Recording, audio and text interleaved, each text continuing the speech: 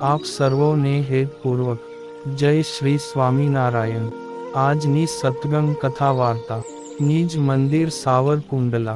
આજની સત્સંગ કથા વાર્તામાં આપણે ચરિત્ર કથા અંતર્ગત ગામ હેલાલના પાટીદાર વખતબાએ ઢેબરા જમાડ્યા અને નાગાજણ રાવળે કરેલા દિવ્ય દર્શનની પ્રસંગ વાર્તા સાંભળશું। એક વખત શ્રીજી મહારાજ ગામ જેતલપુરમાં દેવ સરોવરના મહોલમાં વહેલા ઉઠીને સરોવર કિનારે આવ્યા। ત્યાં તેમણે હેલાલના પાટીદાર જયસિંહભાઈના બહેન વખતબાને બીજી બાઈઓ સાથે જોયા। તે વખતબા મહારાજને પગે લાગ્યા ત્યારે મહારાજે પૂછ્યું કે તમો અત્યારે વહેલી સવારમાં ક્યાંથી આવ્યા? એટલે વખતબાઈ બોલ્યા, જે પ્રભુ, અમો કામને ગયા હતા। ત્યારે મહારાજે કહ્યું કે તે તો ઠીક, પણ તમો આ ટાણે ખાશો શું? ત્યારે વખતબા કહે, મહારાજ, સાથે બાજરાના ઢેબરા બનાવીને લાવેલા છીએ, તે ખાઈશું। એટલે શ્રીજી મહારાજ કહે, તો અમને પણ તમારા ઢેબરાનું નામ સાંભળીને ભૂખ લાગી, તો લાવો અમો અહીં જ કિનારે બેસી જમીએ।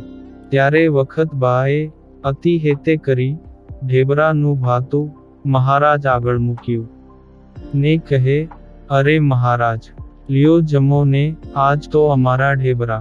પછી તે ભાતામાંથી મહારાજે એક ઢેબરું હાથમાં લઈને જમ્યા અને બાકીના વખતબાને પાછા આપ્યા। ત્યારે સાથે બીજી બાઈઓ હતી। તેમાંથી એક બાઈ હતી, તેમણે વખતબાને પૂછ્યું, બા, મારા ઢેબરા સ્વામિનારાયણ ભગવાન જમશે? ત્યારે વખતબા કહે, તમારો ભાવ હશે તો જરૂર જમશે, નહીં તો ના કહેશે। ત્યારે તે બાઈએ મનમાં વિચાર કર્યો કે જો બધાને ઢેબરા મહારાજ આગળ મૂકીશ તો તે બધાને અભડાશે। તેમ વિચારીને તેમણે એક જ ઢેબરું લઈ મહારાજ આગળ મેલ્યું। તો મહારાજ તેમના મનનો ભાવ સમજી ગયા। તેથી મહારાજ કહે, આ તમારા ઢેબરા દેવ તળાવમાં નાખો, અમોને ના ખપે। પછી વખતબાએ પૂછ્યું કે કેમ મહારાજ તેનું ઢેબરું ના જમ્યા? ત્યારે મહારાજ કહે, એ બાઈને અમારા ઉપર ભાવ ન હતો। તેણે મનમાં વિચાર્યું હતું કે બધાને ઢેબરા મૂકું તો અભડાઈ જશે, તેથી તેમણે એક જ ઢેબરું મૂક્યું। તો આવા ભાવ વગરનું ભોજન જો મેવા પકવાન હોય તો પણ અમારે ના ચાલે, અને ભાવવાળું કાચું કે ચાખેલું હોય તો પણ અમો સામેથી માગીને જમીએ છીએ। આમ તે વેળાએ મહારાજે વખતબાનો ભાવ જાણીને બાજરાનું ઢેબરું જમીને એમનો ભાવ પૂરો કર્યો હતો। આ પાવન પ્રસંગ આજે શ્રીજી મહારાજની ભોજન લીલા 146 માંથી સાંભળ્યો। એક સમયે શ્રીજી મહારાજ જીવા ખાચરના દરબારમાં સાધુને રહેવાની ઓરડી હતી। તે ઓરડીએ રાત્રિને સમયે ઢોલિયા ઉપર પોઢ્યા હતા। તે રાત્રિના 12 વાગવાને સુમારે નાગાજણ કરીને એક રાવળ હતો। તે રવાજ લઈને પોતાને ઘરે કીર્તન બોલવા માંડ્યો।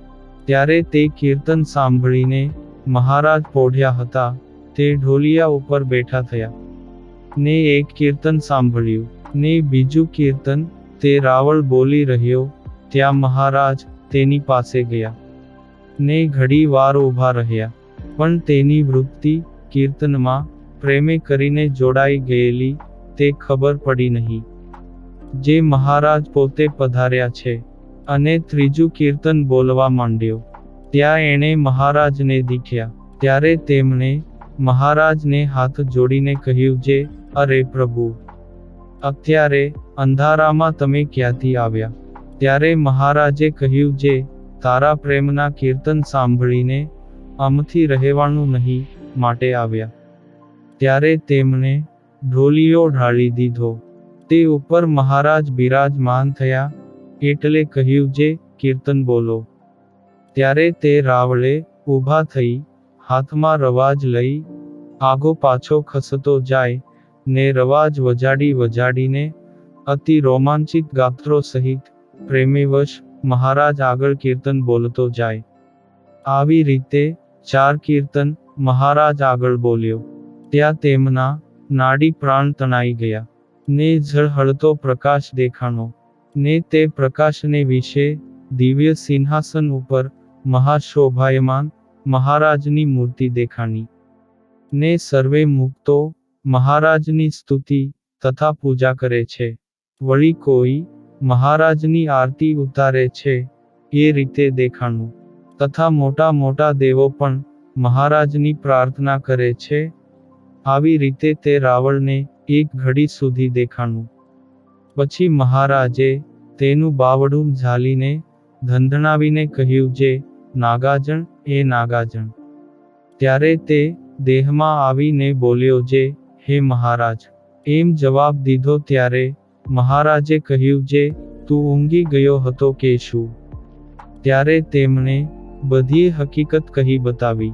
ત્યારે મહારાજે કહ્યું, જે તું હે તે કરીને કીર્તન બોલ્યો, તે તને આવું અલૌકિક ઐશ્વર્ય દેખાણું.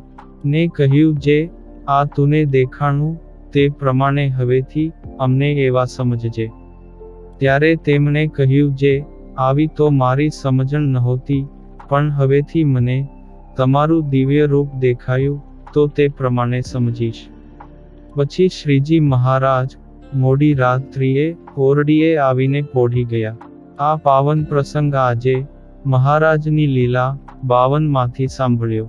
અને હવે પછીની કથા વાર્તા આપણે આગળના ભાગમાં સાંભળશું.